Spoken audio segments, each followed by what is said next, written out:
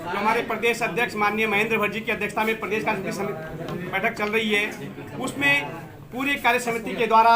जिस प्रकार से हमारे यशस्वी मुख्यमंत्री माननीय पुष्कर सिंह धामी जी के द्वारा प्रदेश के चौमुखी विकास के लिए ऐतिहासिक कार्य किए जा रहे हैं, उसकी सराहना की गई। और जिस प्रकार से कांग्रेस काल में जो प्रदेश के अंदर भ्रष्टाचार का एक बहुत बड़ा पेड़ उगाया गया था कांग्रेस सरकार के द्वारा,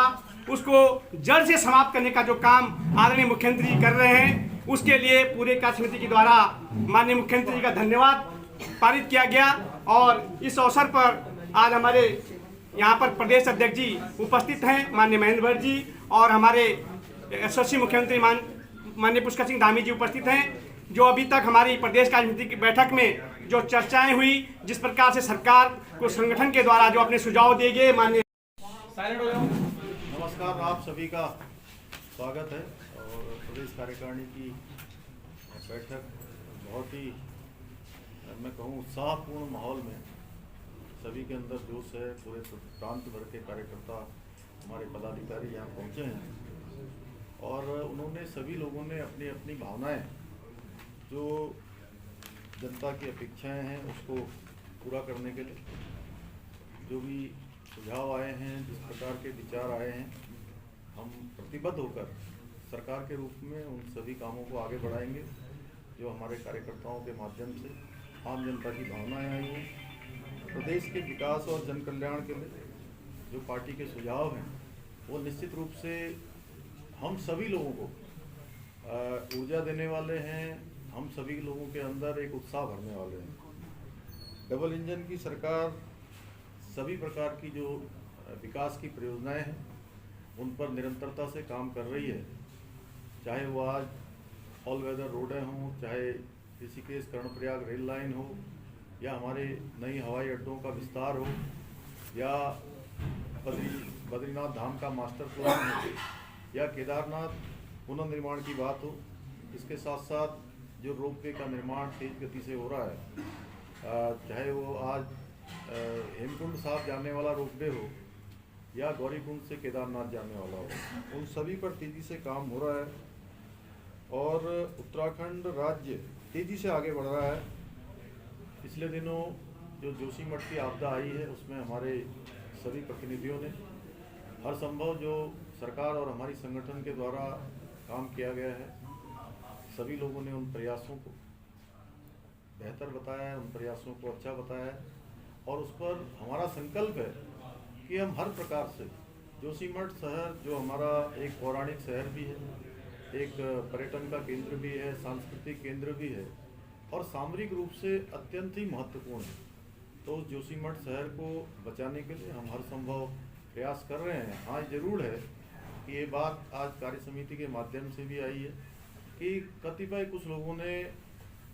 वहाँ पर कुछ विकास के एजेंडे को लेकर, अन्य चीज़ों को लेकर जो एक पूरा एक परिदृश्य बनाने का प्रयास किया है, वह कदापि राज्य के हित में नहीं है। क्योंकि चार धाम यात्रा हमारी अभी प्रारंभ होने वाली है और जोशीमठ के निकट का स्थान हौली में भी जो है इस समय पूरे अंतर्राष्ट्रीय स्तर की प्रतियोगिताएं होने वाली हैं, जिससे निश्चित रूप से पूरे प्रदेश के अंदर एक कहीं ना कहीं उसका प्रभाव जाता है। देश के अंदर एक लोगों के मन में संदेह है कि हम चार धाम यात्रा को पूर्व की भांति, जैसे पिछले वर्ष एक रिकॉर्ड के रूप में हमारी चार धाम यात्रा चली थी और एक रिकॉर्ड बना था कि इतने 2 वर्षों के अंतराल के बाद यात्रा प्रारंभ हुई थी, लेकिन रिकॉर्ड तोड़ यात्रियों ने उस यात्रा में भाग लिया। और पहले से ही हम लोग इस वर्ष की यात्रा और अच्छी संचालित हो, अप्रैल माह से यात्रा प्रारंभ हुई है, उसके लिए हम हर प्रकार से काम करेंगे। आपदा के स्तर पर हम लोग आपदा कंट्रोल रूम, वार्ड स्तर पर कार्यकर्ताओं की टीम और समाज को हौसला एवं हिम्मत देने का काम भी हमारे संगठन के माध्यम से, सरकार के माध्यम से किया जाएगा। और आज विपक्ष के पास कोई मुद्दा नहीं है, विपक्ष मुद्दा विहीन है। जहाँ एक तरफ तो वो आते हैं, उनके सभी वरिष्ठ नेता भी आते हैं और हमको अपना सुझाव भी देते हैं, अपनी सलाह भी देते हैं, और दूसरी तरफ भारत जोड़ो यात्रा जो उनकी चल रही है, उस यात्रा में जाकर जोशीमठ को अलग तरीके से जो प्रस्तुत करने का काम करते हैं, निश्चित रूप से उत्तराखंड राज्य के हित में नहीं है। इससे राज्य की छवि खराब करने का भी प्रयास हुआ है। और हमारे संगठन के द्वारा यह भी तय किया गया है माननीय प्रदेश अध्यक्ष जी महेंद्र भट्ट जी के नेतृत्व में, जहां संगठन ने पिछले दिनों हरिद्वार चुनाव में एक इतिहास बनाने का काम किया है पूरे संगठन को और सभी कार्यकर्ताओं को और सभी पदाधिकारियों को उस मिशन में लगे हुए सभी लोगों को कार्य समिति की बैठक में जहां उनका प्रोत्साहन दिया गया, बधाई दी गई। वहीं होने वाले इस वर्ष के निकाय चुनाव और 2024 का जो एक मिशन है माननीय प्रधानमंत्री मोदी जी के नेतृत्व में 2/3 बहुमत के साथ फिर से भाजपा की सरकार बने और अब तक की सबसे बड़ी जीत उत्तराखंड के अंदर हो, उसको भी हम लोग हमारी पार्टी 5 लोकसभा सीट जीतकर निश्चित रूप से हमारे पार्टी के सर्वोच्च जो हमारा नेतृत्व है उनको हमने आश्वस्त किया है। विशेषज्ञ संस्थाओं की अंतिम रिपोर्ट जोशीमठ में आएगी और उनकी रिपोर्ट आते ही जो भी एक कंपाइल रिपोर्ट बनेगी, NDMA उसको कंपाइल करेगा और कंपाइल करने के बाद जोशीमठ का जो सबसे अच्छा पुनर्वास हो सकता है, हम लोग उस दिशा में आगे बढ़ेंगे। किसी तरह का कोई कंफ्यूजन ना हो यात्रियों को जो देश विदेश से आएंगे? नहीं, देखिए जोशीमठ को लेकर किसी को कोई कंफ्यूजन नहीं होना चाहिए। आज भी जोशीमठ के अंदर मैं बार बार कह रहा हूँ कि 70% जो वहाँ का जनजीवन है वो सामान्य स्थिति में चल रहा है और आसपास जाने वालों के लिए, बद्रीनाथ जाने वालों के लिए, ओली जाने वालों के लिए पूरी तरह से मार्ग खुला हुआ है। 4 धाम यात्रा बिल्कुल सहज रूप में होगी और सुरक्षित होगी। सभी के लिए हम इस प्रकार की व्यवस्था को कर रहे हैं और जोशीमठ शहर बचे उसके लिए उसका वही स्वरूप बना रहे, वहाँ के लोगों का अच्छा पुनर्वास हो और उसके लिए जो 8 संस्थाओं की रिपोर्ट जैसे ही आ जाएगी और उसको कंपाइल होने के बाद हम उस दिशा में काम करेंगे। सर अभी 4 धाम जो सड़कें बन रही थी उसमें भी विभिन्न प्रकार से अड़ंगा लगाने का काम कर रहे थे, जिनके लिए भारत, उत्तराखंड और यहाँ की जनता का हित कभी भी प्रथम स्थान पर नहीं रहा है। जो केवल विरोध के लिए विरोध करते हैं, ऐसे लोग आज भी कहीं न कहीं किन्हीं शक्तियों के प्रभाव में आकर इस प्रकार के काम कर रहे हैं कि सारे विकास के कार्यों को रोक दें, जो कदापि उत्तराखंड राज्य के हित में नहीं है। हाँ, ये जरूर है, हम लोगों के बीच में यह भी सुझाव लोगों के आए हैं कि जो विकास के कार्य हैं उनमें दोनों प्रकार का संतुलन हो, यानी कि इकोनॉमी और इकोलॉजी, पारिस्थितिकी और